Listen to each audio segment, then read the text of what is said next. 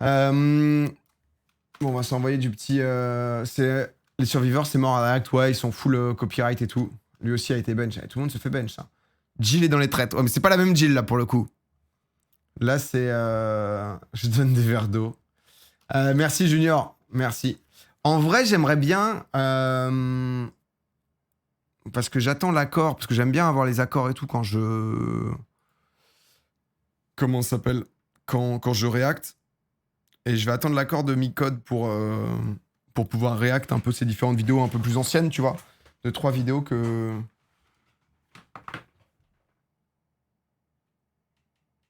Ouais, la rep. Aucun souci, fais-toi plaisir. Bon, c'est pas mal quand même. Bon, on a donc un accord. tout va si vite. Non, je voulais voir la vidéo, parce qu'on me l'a conseillé, sur le blanchiment d'argent de Micode. Comment blanchir de l'argent. Elle dure 29 minutes, elle a l'air d'être... Parce que Micode, c'est très costaud ce qu'il fait quand même. Hein. Micode, c'est quand même...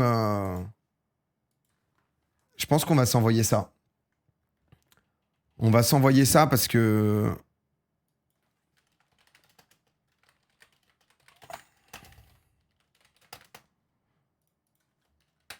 Hop, Micode le blanchisseur. Hop. Le sujet m'intéresse. Ouais, parce que j'avoue que...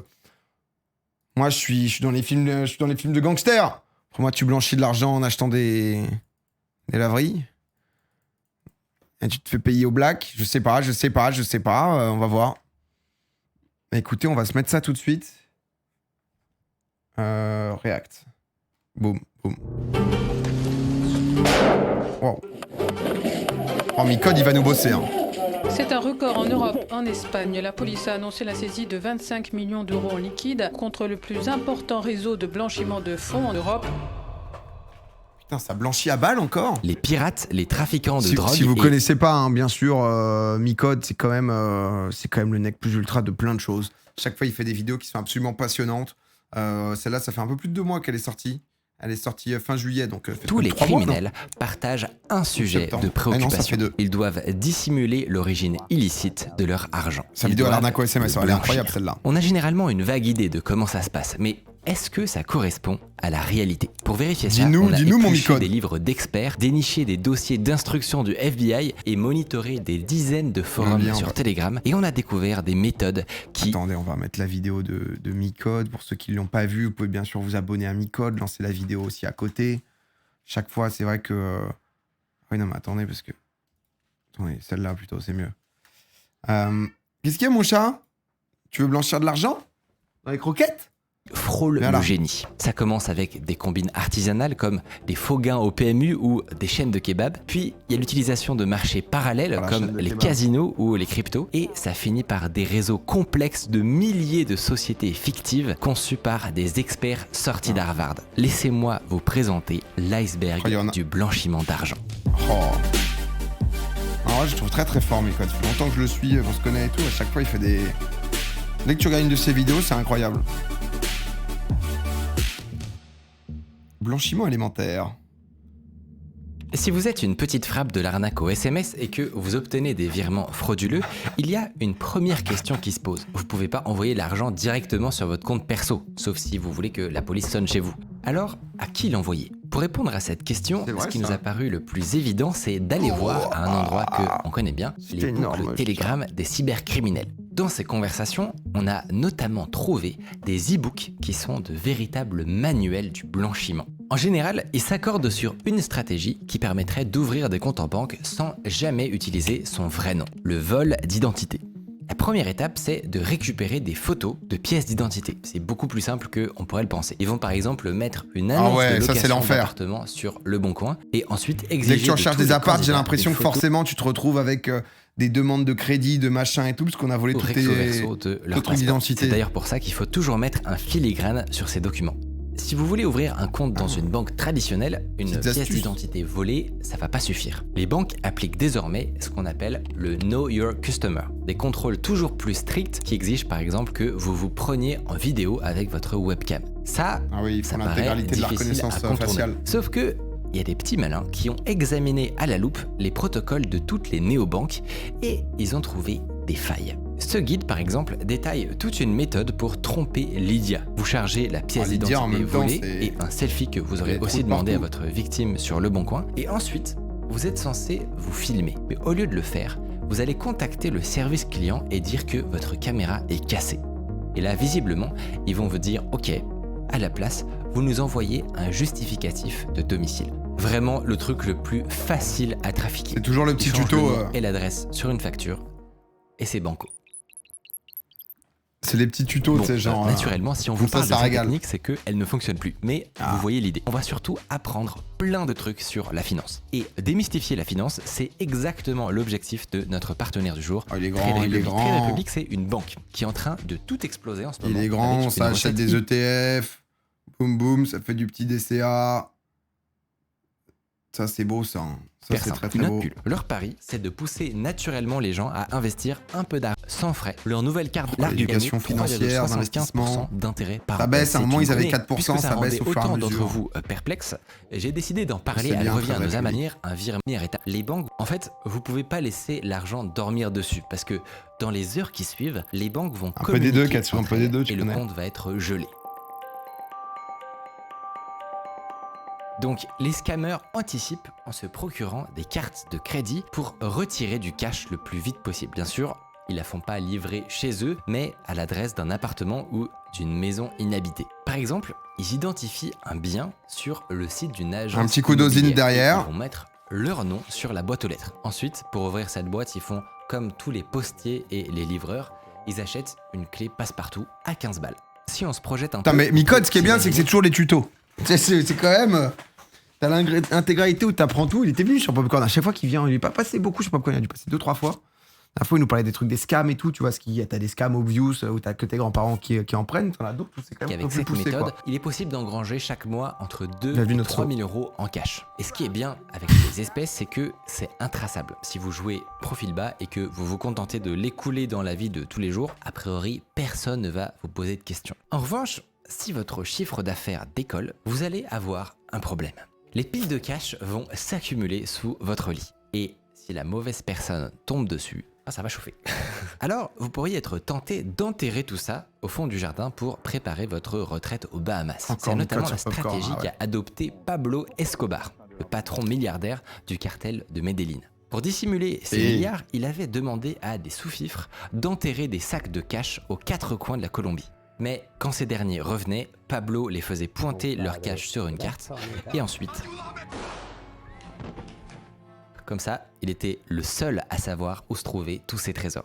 Il stockait aussi faut des bonnes des notes, tonnes hein. de cash dans des entrepôts. Mais ce que raconte son frère, c'est que c'était vraiment pas la panacée. L'humidité, les insectes, les intempéries faisaient moisir les billets. Et il y avait aussi Ah ouais, le les seum, rats hein.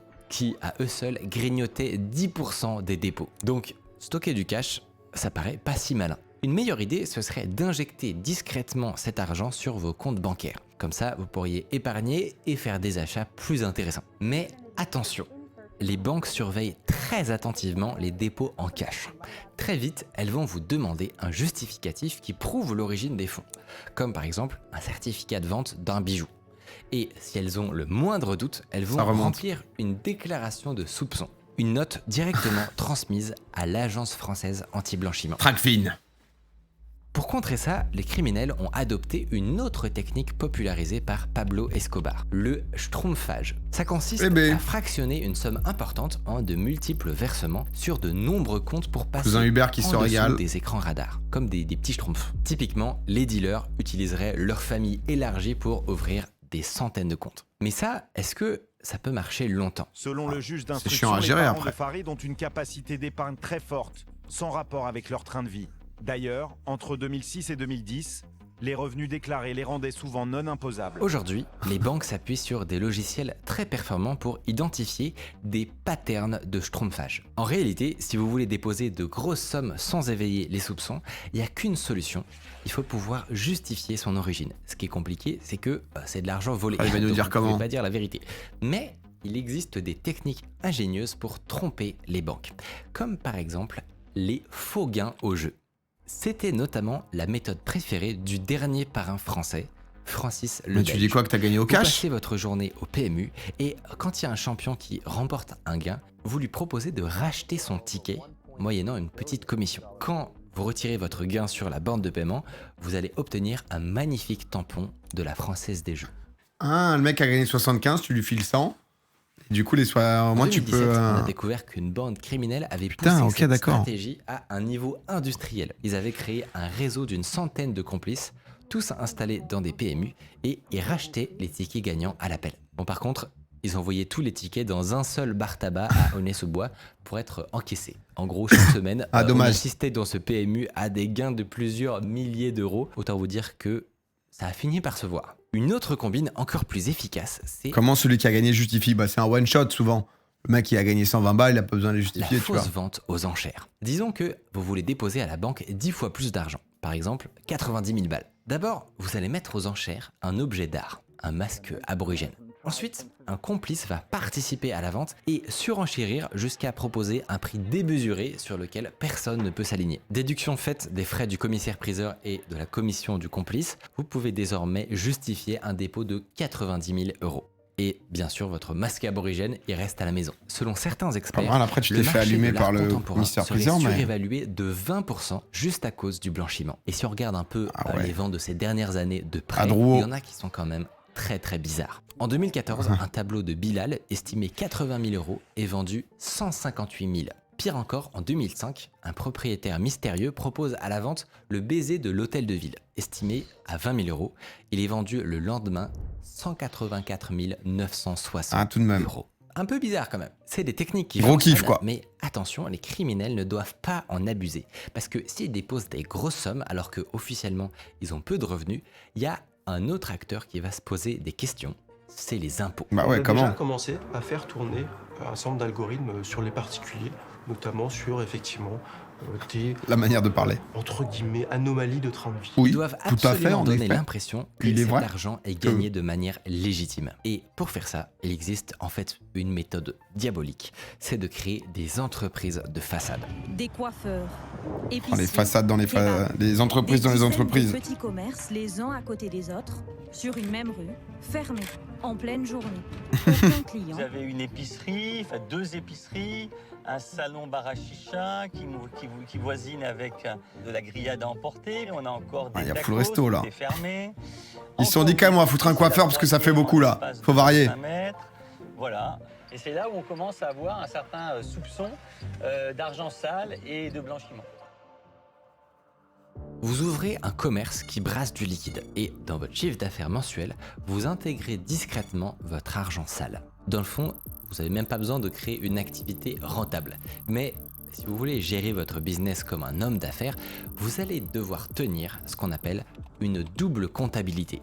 D'un côté, vous tenez une compta secrète qui distingue les flux d'argent sale et d'argent propre, et de l'autre, une comptabilité officielle que vous Clean que tu présentez pourras aux filer. impôts et aux URSSAF. Et dans cette dernière, il y a une erreur à ne pas faire, c'est de négliger les charges d'exploitation. Il faut absolument que les charges soient cohérentes avec le chiffre d'affaires. Si vous vendez des kebabs à 5 euros et que vous déclarez 300 000 euros de chiffre d'affaires, eh ben, ça veut dire que vous avez vendu 15 000 sandwichs. Donc il faut que vous ayez acheté 15 000 pains.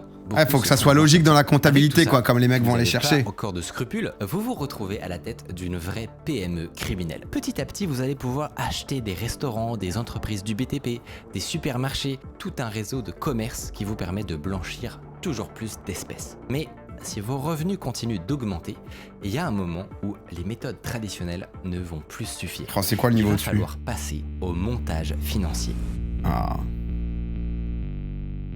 Full gaspillage. Bah en fait, t'as forcément un pourcentage qui est niqué, quoi. Et la transformation a un Disons coût que pour que ça devienne vous argent délaissez propre. les arnaques au SMS pour des escroqueries plus lucratives, comme par exemple du phishing ciblé, Ça me bute, c'est un vrai tuto. Non, mais c'est toujours ça, c'est exceptionnel à chaque fois. des arnaques au président. Je te dis comment faire attention, même sur les trucs de phishing et tout, mais en même temps, c'est comment faire aussi. Là, vous allez obtenir des virements Regardez 100 aux fois arcs. plus gros. Et malheureusement, un virement de 100 000 euros d'une entreprise vers individuel Lydia ou PayPal, ça ne va pas passer. C'est trop grillé. La banque émettrice va le marquer comme douteux Bienvenue, Yonko. et le suspendre. Non. Si vous voulez que votre virement échappe à la détection, il faut que votre compte en banque soit plus rassurant et qu'il provienne d'une grande banque traditionnelle. Le problème, c'est que dans ce genre d'établissement, c'est quasi impossible d'ouvrir un compte en usurpant une identité, sans se rendre physiquement à un guichet.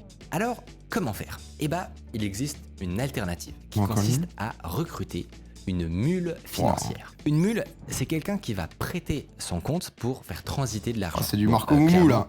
Personne n'accepterait de faire ça connaissance de cause. Quand l'entreprise va s'apercevoir qu'elle s'est fait déposséder, elle va appeler sa banque et la première personne chez qui la police va toquer, c'est la mule.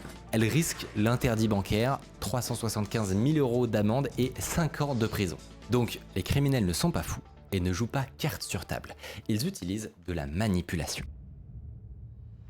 Une stratégie classique, c'est l'arnaque sentimentale. Vous séduisez un célibataire frustré sur internet, vous tissez une relation avec lui et vous résistez à la tentation de lui soutirer de l'argent parce que vous voyez plus loin. Pendant des années, vous allez pouvoir lui demander des petits services. Putain, faut bosser, hein. De transfert. T'es criminel, tu fais tes thunes, etc. dans la drogue ou dans je sais pas quoi, et à côté tu bosses, hein. Tu crées de la relation, t'entretiens quoi, le petit texto, bonne nuit bébé, bisous. J'ai rêvé de toi cette nuit, j'ai hâte de te retrouver. Par exemple, une femme raconte qu'elle était persuadée d'avoir une relation à distance avec la star Tyler Perry. En réalité, c'était une arnaque qui a duré 13 ans. Mais bon, l'arnaque sentimentale, c'est quand même... Honnêtement, quand tu passes la 10e année, bébé, honnêtement, ça serait bien qu'on puisse se voir. Ça fait 10 ans maintenant qu'on est ensemble. Chérie, je peux pas, j'ai un voyage qui s'est calé pile à ce moment. Voilà, désolé, mais... Là, c'est... laborieux. Alors si vous n'êtes pas un brouteur... Parce que pour les faire tenir 13 ans, sans délire de deepfake et compagnie à l'époque, en face, fallait être un client quand même. Une autre stratégie plus subtile qu'on a découvert. Les fausses offres d'emploi. Les criminels vont ouvrir un poste de chargé d'affaires financières, rémunéré 5 000 € par mois. Une fois recruté, l'heureux élu va probablement réaliser que son emploi se résume à passer des ordres de virement, mais avec le salaire qu'il gagne, est-ce qu'il a vraiment intérêt à se poser des questions? Malgré tout, si vous en restez là, vous allez probablement vous casser les dents. Parce que les banques sont de plus en plus suspicieuses sur les virements de comptes d'entreprise vers des comptes individuels. Pour tromper leur vigilance, il faut aujourd'hui aller encore plus loin et utiliser une société écran. Trouvez-vous un pays où on peut créer une entreprise de manière anonyme, comme par exemple l'État du Delaware. C'est leur spécialité là-bas. Il y a 2 millions d'entreprises pour 950 000 habitants. Il y a même une adresse qui héberge carrément 300 000 entités. Le paradis fiscal. Ensuite, nommez à la tête de votre boîte un mandataire, un homme de paille qui va gérer l'entreprise en votre nom. Faites-lui ouvrir un compte bancaire professionnel en France et vous aurez un bank drop des plus crédibles. Naturellement, depuis ce compte, vous n'allez pas pouvoir retirer 100 000 € en cash. Du coup, ce qu'il va falloir faire, c'est une chaîne de virements. Vous allez fractionner l'argent sale sur une multitude de comptes dans un réseau suffisamment touffu pour perdre les enquêteurs. Pour construire ce montage, vous devez recruter des dizaines de nouvelles mules à la tête d'autant de sociétés fictives. Pyramide de Ponzi de la mule. Extrêmement chronophage que vous pourrez plus gérer seul. Donc, il faut embaucher des managers intermédiaires qu'on appelle dans le jargon des éleveurs. C'est eux qui sont spécialisés en recrutement de mules. Et cette fois, ils vont annoncer la couleur. Bonjour, je suis éleveur. 2% de commission. Gère 200 mules. Des tas de gens qui sont prêts à faire des transferts. Ils vont aussi s'assurer de la fiabilité de la chaîne en faisant des petites transactions tests pour être sûr que l'argent arrive bien à destination. L'autre sujet, c'est qu'au vu des montants des transactions, chaque banque va exiger des justificatifs. Pour régler ce problème, il faut donner aux entreprises des activités fictives et tisser des relations commerciales entre elles. Vos mandataires vont signer des faux contrats et des fausses factures. Par exemple, une livraison d'ordinateur. C'est une faut que tout soit legit, quoi. à déceler parce que le responsable conformité, il va pas se rendre au port du Havre pour ouvrir les conteneurs. Cependant, attention quand vous rédigez vos factures, il y aurait des erreurs à ne pas commettre. On a découvert dans une banque lettonne que des employés corrompus avaient écrit un guide de fausses factures pour les nuls avec des conseils très précis. Par exemple, sur les conditions de livraison des marchandises. Si vous livrez un gros volume, vous devez choisir comme destination une usine près d'une gare ou d'un port. Sinon, c'est pas réaliste. Autre instruction, pour des montants inférieurs à 50 000 €, il faut absolument éviter les nombres ronds. Parce que dans la vraie vie, les montants ne tombent jamais sur des sommes pile poil, sauf si vous faites du blanchiment. Maintenant, quand bien même les criminels multiplient les transactions, si leur argent reste en France, Tracfin ne va avoir aucun mal à les rattraper. L'agence travaille avec toutes les banques et peut accéder à n'importe quelle donnée. C'est ce qu'on appelle le droit de communication. Il faut que vous ajoutiez un nouvel ingrédient à votre cocktail, les frontières. En fait, TracFin n'a Petit pas bonus. d'autorité sur les banques étrangères. Pour obtenir des informations, ils doivent faire une demande de coopération à leurs homologues étrangers. Ça peut prendre Ça du retarde temps les trucs et tout, certains quoi. États sont plus constructifs que d'autres. C'est que des trucs de Conséquence, complexité, selon quoi. un ex-directeur de banque, les frontières sont ouvertes aux voleurs, mais fermées aux juges et aux policiers. Justement, récemment, un gang sud-africain fermé aux Ah non, c'est pas lui, pardon. Je crois que c'était le cette juge méthode. qui Après a décidé. une arnaque au président spectaculaire, ils ont d'abord fait atterrir leur butin sur un bank drop aux Ah oui, ça États-Unis. nous avait parlé. Ensuite, l'argent a été parachuté sur 3 comptes en Afrique du Sud, puis dispersé dans une dizaine de banques pour finalement atterrir sur le compte individuel des criminels et être converti en voiture de luxe. Sauf que ils se sont fait attraper. Parce que aujourd'hui, franchir une frontière, ça ne suffit plus. En fait, dans les années 90, les États se sont dit qu'il fallait absolument qu'ils arrivent à Avant, ça mieux devait être travailler open bar, hein, ensemble. putain. Et Il va y avoir ils des se sont dingueries. dit, ok, on va créer dans chaque pays une cellule de renseignement financier et toutes ces CRF vont collaborer entre elles le plus possible pour suivre les transactions. Et là, dans le cas du gang africain, ça a marché. FinCEN, la très puissante CRF américaine, a appelé la cellule d'Afrique du Sud qui a retracé le chemin de l'argent et gelé tous les comptes. Du coup, en tant que grand mafieux, qu'est-ce que vous pouvez faire? D'abord, il est possible de multiplier les franchissements de frontières. Dites-vous que chaque nouveau pays, c'est des Chaque première step, c'est tu multiplies ce principe-là. Ensuite, quand ça suffit plus, il faut un nouveau principe. demandes de collaboration et des emmerdes supplémentaires pour TracFin. En quelques minutes, vous allez faire circuler des centaines de milliers d'euros, mais derrière, les enquêteurs, ils vont peut-être mettre 6 mois à obtenir les informations dans chaque juridiction pour avoir la big picture. Et dans l'intervalle, vous aurez changé tout le circuit. Un autre élément, si vous voulez être sûr de semer vos poursuivants, c'est de passer par des pays qui cultivent le secret bancaire. Bah, ça, la C'est petite l'idée surcouche, que les j'aimais banques bien. devraient protéger votre vie financière des regards indiscrets, notamment de l'État. Il y a un curseur extrêmement variable selon les pays. En France et aux États-Unis, on peut dire qu'il est nul, les impôts ont accès à tout. En revanche, au Vanuatu ou dans les îles Vierges, il est au Oh, maximum. Vanuatu. Même les autorités ne voient rien. C'est ce qu'on appelle des paradis bancaires ou encore des trous noirs de la finance. Dans les années 80, il y a un génie de la finance qui s'appelle Frank Jurado et qui a poussé cette stratégie à un niveau industriel. À cette époque, le cartel de Cali a un problème. Ils stockent leur trésor de guerre sur des comptes au Panama.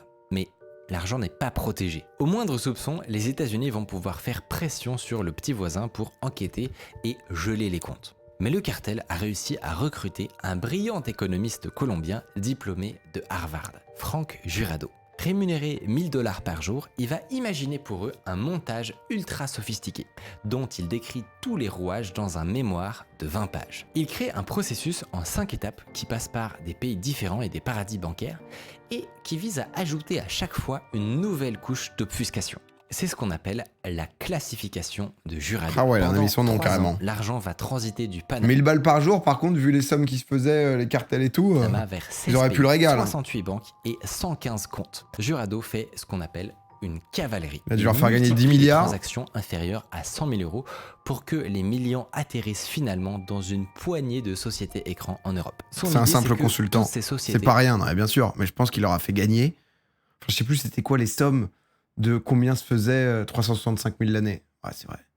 Non, mais c'était combien les chiffres, genre de Pablo Escobar, combien il se faisait, genre par jour ou par minute, ou je sais plus combien, mais c'était un stade où, en mode, il prenait, je sais plus les sommes.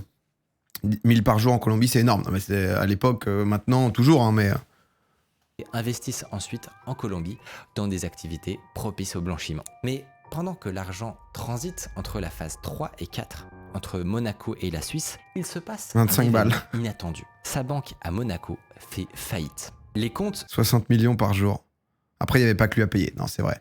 Là, il a créé tout le système, quand même. Non, mais oui, ça se mettait bien, quoi. On y retourne, pardon. Il se passe un événement inattendu. Sa banque à Monaco fait faillite. Les comptes sont du coup, audités et on découvre des milliers de transactions douteuses liées à Jurado et sa famille. La police fouille sa maison au Luxembourg et elle découvre son carnet avec les détails de toutes ses opérations. Ah ouais. Jurado s'est fait arrêter, mais cette stratégie est plus que jamais valable. En 2020, Europol a démantelé une organisation tentaculaire qui proposait aux cybercriminels un service de blanchiment en kit, contre une commission de 50%. Le syndicat fournissait aux clients un bank drop et l'argent circulait ensuite dans un réseau de sociétés fictives, d'abord dans le pays d'origine, puis à l'étranger, pour finalement atterrir sur un compte au choix du client. Propre. Putain, tu mets l'argent, tu mets la pièce, boum. Voilà, 50%, mais t'es tranquille. Les mecs, ils se sont dit, une fois que déjà, parce que nous, on a 20 minutes de tuto, t'es en mode, je vois des messages dans le chat, bon, vaut peut-être mieux faire ces 35 heures, pardon. Mais là, ils se sont dit, les gars, on a un truc, on va arriver, on va niquer le game des mafieux. Des centaines de milliers Ils vont nous d'euros. lâcher 50%, ils vont être tranquilles. On peut plus prendre la tête. Où mettre tout cet argent? Cette fait fois, beaucoup, là. c'est pas du cash, donc vous pouvez pas l'injecter dans des petits commerces. Vous pouvez pas non plus le virer sur un compte en France, parce que le fisc vous attend au tournant. En fait, la meilleure solution, c'est peut-être de cacher votre trésor dans un paradis bancaire. Vous n'aurez pas idée du nombre de gens qui font ça. Les 3500 Français les plus riches cacheraient dans ces pays plus de 150 milliards d'euros. Et ça ne les empêche pas du tout d'en profiter. Évasion. Concrètement, voilà comment ça se passe. Vous déposez votre argent sur le compte d'une société écran, gérée comme toujours par un prête-nom. Officiellement, rien ne vous rattache à cette société et personne, à part quelques initiés, Panama Papers, en vrai, il y avait eu un bête de docu sur Netflix si vous êtes intéressé par ça. Elle vous embauche pour des missions de conseil. Ça avait Elle vous fait rémunère drame généreusement jusqu'à et même Messi et elle tout. vous accorde des avantages en nature, comme un véhicule de fonction, une villa au bord de la mer, bref. Elle vous met bien. En parallèle, si vous voulez absolument sortir du cash, vous pouvez ouvrir un compte pour votre entreprise dans un pays proche de la France qui cultive le secret bancaire, comme par exemple la Suisse. En Suisse, vous aurez des cartes de retrait anonymes, donc utilisables partout dans le monde, il n'y a pas votre nom, il n'y a rien. Mais attention, l'État vous surveille. Si vous déclarez des revenus modestes, mais que vous avez le niveau de vie d'une diva, ça va attirer les soupçons. Et vous allez finir comme Hush Puppy. Hush Puppy, c'est un TikToker nigérian qui s'était installé à Dubaï et sur son compte Instagram, il justifiait sa fortune par 3 mots magiques: Real Estate Developer. Mais sur les réseaux, il pouvait pas s'empêcher d'afficher un train de vie complètement C'est toujours ça, hein. Du coup, les Américains Demain dans Popcorn, on s'en parle. et ils ont appelé la police de Dubaï. Dans sa maison, on a trouvé 21 ordinateurs, 47 téléphones, 40 millions de dollars en espèces et 13 voitures de luxe. Hush Puppy était en réalité l'architecte d'un réseau mondial de blanchiment. Donc, faites profil bas et plutôt que de cramer ça, ils n'arrivent pas à faire. Hein. Gérez votre argent en bon père de famille. Vous pourriez par exemple investir dans des sociétés en faillite qui sont a priori moins regardantes. À ce sujet, on a récemment découvert qu'une mafia Pour la dégaine du premier là ciblait en particulier des clubs de foot en difficulté. C'est complètement ouf. Au Portugal, il y a un club qui s'appelle UD Leiria et qui s'est longtemps illustré en première division. Sauf que en 2012, c'est la déroute et ils terminent dernier du championnat. Ils sont donc relégués au niveau régional et le club fait faillite. Mais voilà que sorti du néant, apparaît un généreux bienfaiteur, Alexandre Tolstikov. Comme vous vous en doutez, il n'est pas breton. Il dit au club qu'il est agent de joueurs en Russie et il déclare qu'il représente de mystérieux donateurs qui voudraient aider le club à s'en sortir. Ils sont tombés sous le charme. Il gagne la confiance de tout le board et il leur propose un plan pour sauver l'équipe. Toutefois, il impose une condition: racheter l'entreprise. Bien sûr, les modalités de ce rachat sont un peu bizarres, parce que le club appartient désormais à 70% à une holding, elle-même détenue par un groupe russe, qui lui-même dépend de plusieurs sociétés écrans enregistrées dans des paradis fiscaux. En fait, personne n'est capable de dire qui est le vrai propriétaire et d'où vient l'argent. Mais grâce à lui, le club repasse en Ligue 3. Allez, on est chaud de l'argent, peu importe d'où il vient, on a besoin, on est dans le foot. Aujourd'hui, on peut encore racheter des entreprises comme ça, en cachant son identité réelle. Mais malheureusement pour les criminels, ça va être de plus en plus compliqué. Depuis 2017, il y a une directive qui impose à toute société non cotée de déclarer l'identité de ses bénéficiaires effectifs. Dans les faits, pour l'instant, seulement 2/3 des entreprises se sont soumises à cette obligation. Mais année après année, la pression ne fait qu'augmenter. Donc, il faut aller voir ailleurs. Et ça tombe bien, parce qu'il existe un autre secteur très rentable et qui n'est pas soumis à une déclaration de bénéficiaires effectifs, l'immobilier. Plus de 33 000 demeures ont été achetées par des personnes qui se disent chômeurs, étudiants ou femmes au foyer.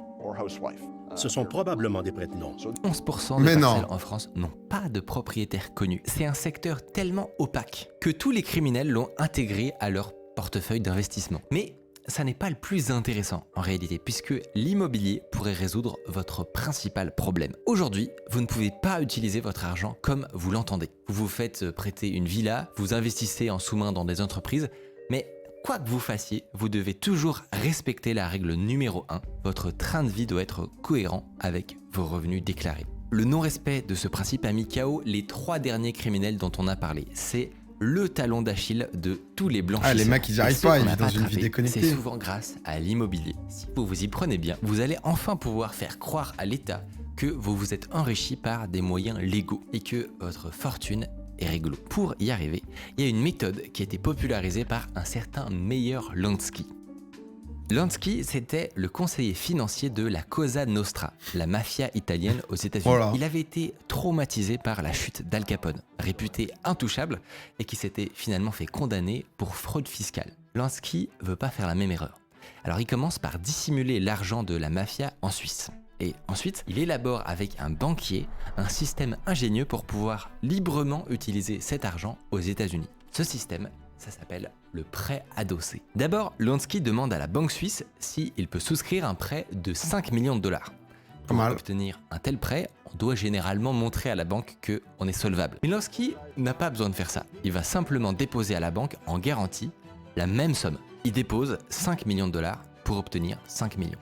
Ça paraît bizarre, mais du coup, aux États-Unis, maintenant, il a un vrai prêt. Il peut utiliser cet argent sans complexe. Si on lui pose des questions, il pourra dire qu'une banque étrangère lui a prêté cet argent à des conditions qui la regardent. Il va même pas avoir à payer d'impôts dessus.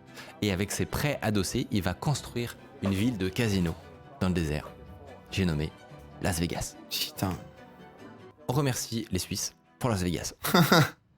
Les Suisses derrière tous les bons coups. Les mafias américaines et siciliennes vont à leur tour utiliser cette technique. Grâce à ça, ils parviennent à constituer un réseau de milliers de pizzerias tenues par des La Italiens. banque suisse n'a pas demandé d'où venaient les 5 millions d'acomptes. Bah, ça dépend à quel point, justement, il y a le délire de recherche de solvabilité et tout. Voilà, surtout à l'époque.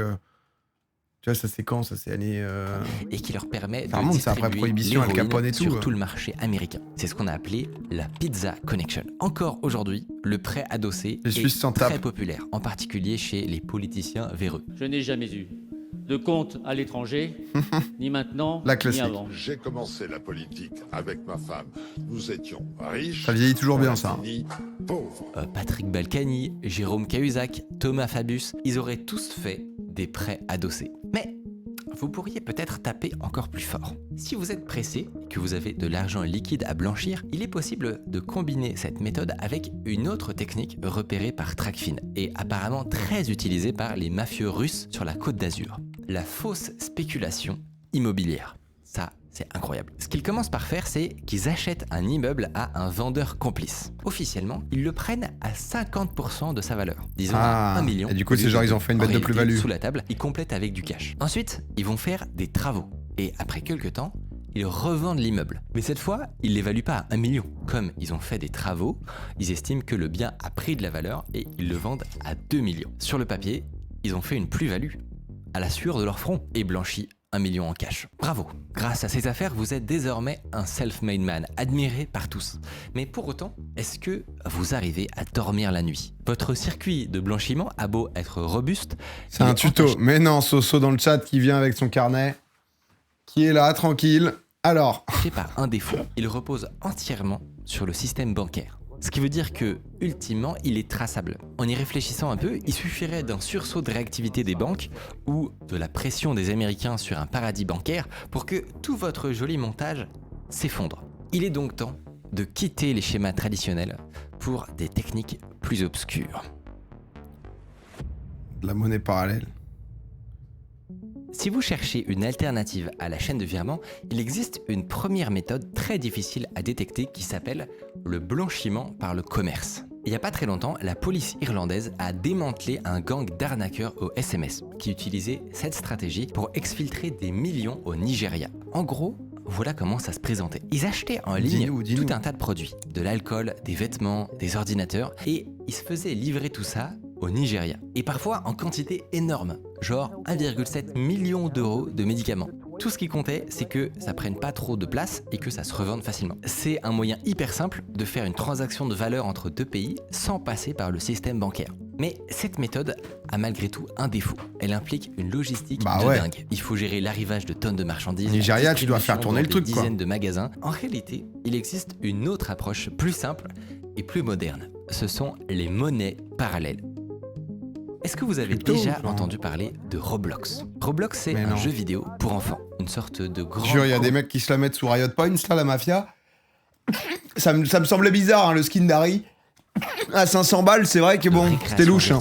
Qui rassemble 50 millions de personnes. Dans cet univers, on peut acheter aux autres joueurs des accessoires et des jeux. Mais pour faire ça, on est obligé d'utiliser une monnaie spécifique qui s'appelle le Sous j'aime Robux. Clash of Et bah, Clans. à l'occasion d'un procès, Roblox a dû jeter un œil aux transactions sur son marché. Et ils ont réalisé que des centaines de personnes utilisaient en réalité leur monnaie pour laver de l'argent sale. Une fois convertis en Robux, les fonds voyageaient vers des Robux. joueurs complices par des centaines de microtransactions. Certains accessoires pouvaient être achetés au même vendeur plus de 50 fois. L'argent était comme ça dispersé. Après, à ce qui paraît, c'est une méthode qui marche super bien, qui s'est bien popularisée justement sur Roblox. Les gens s'y mettent de plus en plus. On n'est pas là pour juger, mais il est vrai que peut-être, voilà, cette méthode atteindrait des niveaux encore jamais vus. Voilà, on est sous question. On ne sait pas. Sous découverte. Amine sous découverte de vidéo mi-code avant-hier. Petit live Roblox Allez, on s'envoie 5000 Robux. Puis reconsolider sur une poignée de comptes pour finalement être reconverti en dollars. Cette technique marche tellement bien que, en quelques années, les criminels ont investi la plupart des marchés internes ou dérivés de jeux vidéo. Minecraft, FIFA, surtout les ou jeux, Fortnite. Mais il y a quand même une limite, c'est la taille des marchés. Si vous faites des achats en masse, même sur un groupe de joueurs, Après, les CSGO et va tout, ça a finir dû par être se long. voir. Sur le marché Steam de CSGO, par exemple, les propriétaires du jeu ont réalisé que 99% des transactions servaient à faire du blanchiment. Du coup, ils ont dû débrancher la bourse, quoi. Alors que pour le coup, il existe une autre catégorie de monnaie virtuelle qui pourrait vous permettre de brasser beaucoup plus. C'est les cryptos. Ouais, ça... Si on n'en a pas parlé tout de suite, c'est que les cryptos partagent grosso modo un inconvénient. Leurs transactions sont publiques. Tout le monde peut voir en temps réel d'où vient l'argent et où il va. Mais il y a quand même des outils qui permettent de créer du brouillard. Et s'il y a une organisation cybercriminelle qui a appris à les utiliser parfaitement, c'est le groupe Lazarus. PSN et tout. Lazarus, c'est le bras armé de la Corée du Nord, une milice de pirates dont le seul objectif est de rapporter des gros sous pour financer le programme nucléaire de Kim Jong-un. Et il y a 5 ans, ils se Ça sont chasse. retrouvés face à un défi. Ils avaient réussi à voler 4 milliards de dollars en crypto, Au-delà de ça. sauf que tout leur portefeuille était sur liste noire. Si jamais ils avaient déplacé leurs bitcoins sur un exchange pour les convertir en dollars, leurs fonds auraient été instantanément gelés. Alors, ils ont trouvé une méthode d'obfuscation extrêmement ingénieuse qui s'appelle la chaîne de pelage. En gros, de temps en temps, sans crier gare, ils se sont mis à déplacer les fonds très rapidement sur un grand nombre de portefeuilles à la suite. En réaction, tous ceux qui les surveillent Ça vont met des appels contre appels, tu sais. forcés de suivre leurs traces comme ça le plus vite possible, pour ne pas les perdre de vue. Mais Ok, il va où mon bitcoin? Mon bitcoin, ça devient 10 pourcentage de bitcoin. Ok, on est... vont manquer un détail. À chaque C'est transaction, du bento, là. les pirates détournent discrètement une partie infime du flux vers d'autres portefeuilles. Et c'est ces bitcoins-là qui vont convertir en dollars. Qui plus est, dans une petite plateforme d'échange qui n'aura pas eu le temps de voir ce qui se passait. Et en fait, c'est même pire que ça parce que les Nord-Coréens, pour être bien sûrs de semer tout le monde, faisaient des chaînes de pelage, Et ça fonctionnait. Ouais, ils ont créé des galaxies, quoi. En fait, malgré l'ingéniosité du système, Bienvenue, Lucie. les volumes étaient pas fous. Ils ont pu blanchir comme ça qu'une infime partie En de même leur temps, quand t'as 4 milliards à balancer sous compte à base de 30 balles, 40 balles, je t'envoie un 60 ici et tout... milliards. C'est qu'ils sont des terres, les mais quand pirates même, ont dû quoi. essayer autre chose. Un autre outil bien connu dans la crypto, j'ai nommé les mélangeurs. À l'origine, les mélangeurs sont pas criminels en soi. Ce sont des services La qui team DA permettent encore de est une- casser la chaîne de traçabilité. En gros, voilà comment ça marche. Vous transmettez vos bitcoins à un pot commun qui va accueillir aussi les cryptos d'une dizaine de clients. Tous ces bitcoins sont mélangés et ensuite dispersés sur de nouveaux portefeuilles, avec des montants choisis au hasard et selon une temporalité aléatoire. Ce qui fait que de l'extérieur, c'est très difficile de savoir d'où vient l'argent et où il va. Idéal pour nos pirates qui récupèrent un portefeuille non blacklisté. Mais là aussi, il y a une limite. C'est que la dilution ne fonctionne que si on injecte des petites quantités. En réalité, si on fait le compte de ce que les pirates ont réussi à blanchir de leurs 4 milliards, depuis 2020, on obtient le résultat de 50 millions par an. Quand on y pense, c'est pas beaucoup. Ce qui fait qu'il faut une dernière méthode qui permette de brasser des millions en échappant à toutes ces contraintes. Et j'ai nommé les casinos.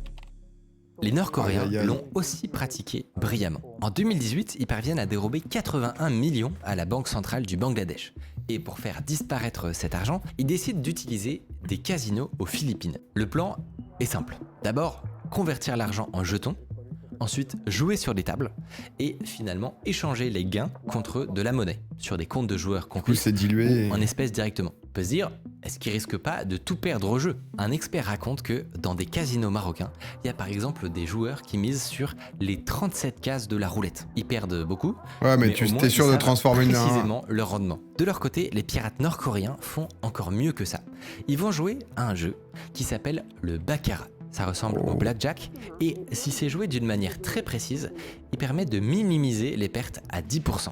Sur un grand nombre de parties évidemment. Mais 50 millions, ça fait beaucoup de jetons à écouler quand même. Du coup, pour optimiser le processus, ils vont organiser des parties privées dans des salles fermées. Parties où il y a que des complices en fait. Semaine après semaine, ils vont miser des valises de jetons qui sont ensuite convertis en monnaie puis envoyés dans d'autres casinos à Macao où personne ne retrouvera jamais leurs traces. Roblox, Bitcoin, jetons de casino. Avec ces techniques, vous devenez tout en main, là, du crime organisé, à la tête d'une multinationale du crime qui vous rapporte chaque année des milliards. Mais du coup, là, même vos stratégies de blanchiment sophistiquées ne marchent plus. Les bitcoins et les casinos sont incapables de digérer autant d'argent. Et les banques ne sont pas aveugles. Du coup, les milliards s'accumulent dans des piscines souterraines et vous commencez à vous demander si vous n'allez pas simplement devoir tout brûler. Jusqu'à ce que vous fassiez la découverte du plus gros montage de blanchiment d'argent au monde qu'on n'ait jamais découvert. La laverie automatique. Le truc le plus rentable. Un jour, t'en ouvres 50. Il y a un homme en costard qui vient vous voir et qui vous fait une proposition déroutante. Il vous dit « Je peux blanchir vos milliards et en plus, ça va pas vous coûter 10 ou 15% de vos gains, comme ce que payent généralement les mafias. En fait, ça va vous coûter que 0,1%. Comment c'est possible? En fait, votre mystérieux interlocuteur est ce qu'on appelle un bankster, un banquier qui a trahi sa profession. Il détient une banque respectable, fait mine d'appliquer des règles anti-blanchiment, et ça fait rentrer full thune.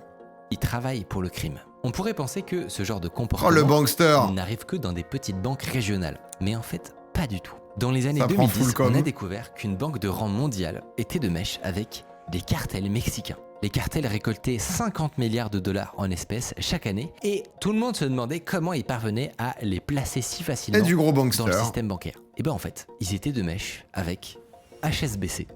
Les passeurs portaient des valises Samsonite ou des sacs de sport remplis de billets de $100 fraîchement sortis des rues de Los Angeles, Seattle, Chicago. Ils arboraient souvent des vestes en cuir avec le symbole des cartels de Sinaloa ou Los Zetas dans le dos. Ils tenaient de toute évidence alors. C'est bien, c'est que vraiment en plus c'est discret quoi. C'est-à-dire qu'à des moments, tu sais, il y a des signes, t'es obligé de comprendre un peu d'où ça vient, etc. Là, voilà, on n'est pas là pour mentir quoi. Là, les mecs te disent tout. En bas, c'est ce qu'on fait. Derrière, c'est comment on protège. À peu près là où on est situé. Non, ils se font pas chier au moins. Les graphistes, ils sont efficaces. Dans la succursale de Mexico, les bandits se baladaient sans complexe avec le blason de leur cartel sur le dos. Et ils avaient droit à des guichets spéciaux pour faire passer leur sac de cash. Avec le temps, les Américains se sont rendus compte du petit manège et ils ont caché des caméras de surveillance à l'intérieur de la banque. Ce qui leur a permis d'intenter un procès à HSBC. Mais après de longues années de procédure, la banque n'a finalement été condamnée qu'à payer une amende de 2 milliards de dollars. En gros, rien du tout. Les chiens. Et personne n'est allé en prison. Cette histoire est dingue. Bon, ça arrive pas non plus très souvent. Mais parfois, les criminels ne s'appuient pas sur une banque corrompue, mais seulement sur des insiders, des employés haut placés qui trahissent à l'insu de tous. En 2017, au Royaume-Uni, on a par exemple découvert un insider chez Barclays. Le chef des comptes personnels travaillait en secret avec un gang moldave. Il gérait pour eux un circuit de 400 comptes dans toute l'Europe, circuit qui leur a permis de blanchir 17 millions d'euros. Mais on n'a toujours pas répondu à notre question. Comment notre mystérieux bonhomme en costard peut faire tomber ses frais de blanchiment à 0,1%? Il se trouve que dans les années 2010, il y a un groupe de financiers en Europe de l'Est qui a trouvé la solution magique. Ils ont d'abord trouvé une banque qui fermerait les yeux sur l'entrée d'argent sale. Cette banque, c'est Lukio Bankas, en Lituanie. Ensuite, ils ont créé un montage classique à base de sociétés fictives, de prête-noms et de fausses factures. Jusque-là, rien de nouveau. Mais pour baisser les coûts au maximum, ils ont eu une idée brillante. Cette fois, les sociétés fictives et tous les comptes en banque ne seraient pas à usage unique, comme toujours. Ils serviraient simultanément à tous les clients pour faire une maxi-économie d'échelle. Sauf que pour que ça marche, il faut un volume de transactions suffisant. Des milliards et des milliards. Du coup, ils sont allés démarcher des centaines d'organisations qui a du cash avec leur pitch. On a besoin de beaucoup de masse. Une énorme pipeline que les journalistes baptiseront plus tard une laverie automatique. Si on le sait, c'est parce qu'en 2020, une fuite de données a révélé l'ampleur du système. Donc, on a plein d'infos. Accrochez-vous bien. La laverie impliquait 2900 entreprises responsables de 47 000 transactions pour un blanchiment total de 26 milliards d'euros. Et il y a un autre truc que c'est... Là, c'est du grand rendement. Là, on est sur de l'efficacité. Là. C'est qu'il n'y avait pas qu'une seule laverie automatique. The Azerbaijani laundromat is a massive money laundering scheme. Donc, n'ayez crainte. On peut imaginer il y aura toujours une laverie automatique pour vous ça tourne. Quelque part. Maintenant, qu'est-ce que vous allez pouvoir faire avec votre nouvelle fortune ? Avec 20 milliards, vous pourriez acheter l'investissement Trade Republic, sans rafale, la sponsor, ou envoyer 5 astronautes écrire votre nom sur la Lune. Mais bien sûr, vous n'allez pas faire ça, parce qu'il y a mieux. Prendre le contrôle de secteurs entiers de l'économie. En fait, des chercheurs se sont intéressés à l'impact des mafias sur l'économie de marché. Et ils ont identifié un phénomène assez dingue. Ça s'appelle la distorsion de concurrence. Les mafias italiennes sont les maîtres en la matière. En gros, ils prennent le contrôle de petits commerces, des restaurants par exemple, et ils se disent pourquoi on se contenterait de blanchir de l'argent ? Parce que le restaurant, leur activité, ils n'en ont pas vraiment besoin. Donc ils peuvent casser leur prix, vendre à perte et conquérir tout le marché. On évince les autres, on gagne un monopole et ensuite, achète les trucs qui font faillite. On remonte les tarifs. En Italie, dans certains territoires, on a vu comme ça des pans entiers de l'économie basculer aux mains de la mafia. Le BTP, le tourisme, les entreprises de nettoyage, la restauration, ils contrôleraient maintenant 10% du PIB du pays. Mais avec ça, vous n'avez pas encore fini le jeu. Est-ce que le pouvoir économique vous suffit ? En France, votre réussite dans les affaires vous attire la sympathie des masses. Après tout, vous êtes un honnête citoyen. Vous payez vos impôts, vous financez ce pays. Vous êtes finalement une sorte de bienfaiteur pour la France. Vous êtes même un Bernard Tapie du XXIe siècle. Un homme parti de rien qui a montré qu'avec de l'effort et du mérite, tout est possible. Du coup, pourquoi ne pas vous présenter aux élections ? Vous ne serez pas le premier à le faire. Pablo Escobar a déjà tenté sa chance. En 1982, il candidate aux élections législatives et il fait tout pour gagner. Il fait pleuvoir l'argent sur sa circonscription, il construit des écoles, des stades de foot et il corrompt la presse locale. Et ça marche. Le chef du cartel de Medellín se retrouve député à l'Assemblée nationale colombienne. Sauf que, quand même, sa réputation le précède. Le gouvernement peut pas accepter ça, donc ils diligentent une enquête et ils parviennent à prouver qu'il a financé sa campagne par des moyens occultes. Son élection est annulée. En fait, si vous envisagez de prendre la lumière, vous devez vous attendre à ce que votre histoire soit passée au peigne fin. Or, vous avez beau avoir tout fait pour laver votre fortune, est-ce que vous êtes sûr que si quelqu'un fouille bien, il va pas trouver quelque chose? C'était exactement le problème de Joe Kennedy. Pendant la Prohibition, il fait de la contrebande d'alcool et en s'alliant avec la mafia new-yorkaise, il devient milliardaire. Mais lui, son vrai objectif, c'est gagner la Maison Blanche. Pour y arriver, sa stratégie est déjà de se rapprocher du prochain président. Lorsque Roosevelt se présente en 1933, il fait tout pour l'aider. Il utilise ses réseaux et dépense sans compter. Il va jouer un rôle clé dans son élection. Mais une fois au pouvoir, c'est l'échec. Roosevelt le rejette à cause de sa réputation. Donc, il change de stratégie et il mise tout sur son fils. Pendant des années, il le garde soigneusement éloigné de ses affaires. Comme ça, lui reste blanc comme neige. Et finalement, en 1960, il le lance à la primaire démocrate. Pour le faire gagner, il met le paquet. Il achète les votes des délégués dans tous les États clés. Et la suite, vous la connaissez. John Fitzgerald Kennedy deviendra le 35e président des États-Unis. All free men, wherever they may live, Elle est vraiment bien la vidéo. Je vous dis, si vous connaissez pas Micode, vous regardez pas les vidéos de Micode, il est incroyable Micode. I take pride in the words Ich bin ein Berliner. Ah, que vous dire, hein. Honnêtement, il est trop fort. Il est trop fort avec son équipe, ils font un bête de trucs. À chaque fois, c'est une sorte d'enquête, t'apprends plein de choses sur le sujet, mais aussi sur plein de sujets à côté et tout. Non, vraiment, je ne peux que vous recommander Micode. Hein.